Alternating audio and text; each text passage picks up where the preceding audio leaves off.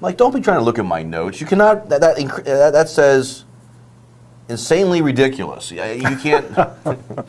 You can't read my handwriting. I can't read it half the time. It's a valuable source of information. Insanely ridiculous was your comment when we were working on what we should talk about for the Philadelphia Eagle game against the Buffalo Bills.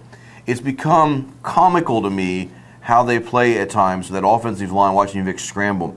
It's clear they had to go with Vic over Cobb because Cobb would be dead by now. The offensive line is horrendous. Watkins, what a horrible draft pick. The only guy in the NFL... Well, let's not write that draft pick off 5 games into his career. He's the only guy other than a quarterback that hadn't started in the NFL that was a first-round pick. Can you believe that? Defensively, Juan Castillo. If he tells me one more time about he's living the American dream, he's living the dream, baby. Jump off a bridge. How bad is it with the Eagles right now? Well, it's just extremely. We talked about the high highs and the low lows and the holes in this team, and it is really incredible. It's almost unbelievable. You have just little things here that I just want to throw at you. 8 seconds left in the first half. You run a play. Your quarterback stands back there and looks and looks and looks and looks. I mean, obviously, you can't do that. That's not going to work. So you run out of clock and you don't get to try a field goal at the end of the first half.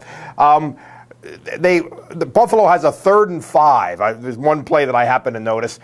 They're in this 9-wide thing. There is a hole right in front of Ryan Fitzpatrick that you could drive a Winnebago through. He snaps the ball. He runs straight forward for 10 yards on 3rd and 5.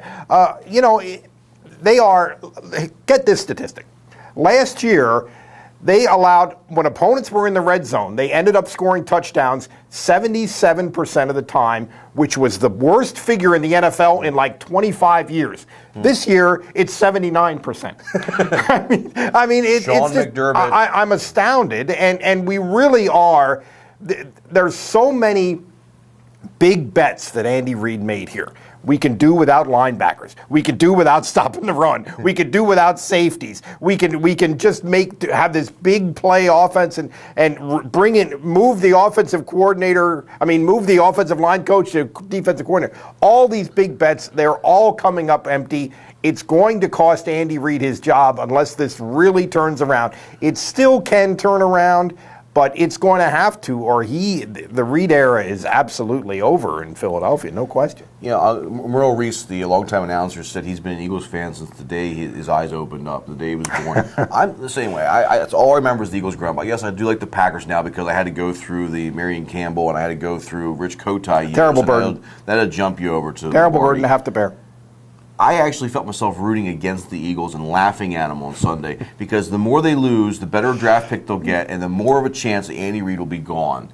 I am just tired of stupid decision after stupid decision and him looking at us and saying, I know more than you know, and this is going to work. It hasn't worked. It hasn't worked. Juan Castillo is a joke. He wasn't a good offensive line coordinator or offensive line coach for a while. They gave up too many sacks. That's why they moved him out of that position, okay?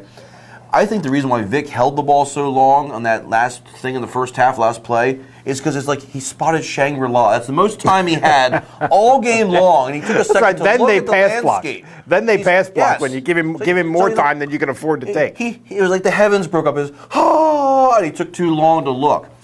They are near the lead in the league in yards. Yeah. In yards gained. They outgained Buffalo by over 100 yards. It is still a potentially very potent offensive football team. The turnover thing might be just nebulous. That might go away or wash out over time. The defense seems structurally flawed, I think would be a euphemism for it. And I don't know if that's going to go away or fix it or get fixed. They're not really a 1-4 team, but the 4 losses are there, and you can't afford many more. I think 9-2 the rest of the way in order to make the playoffs. How likely is that? Not very.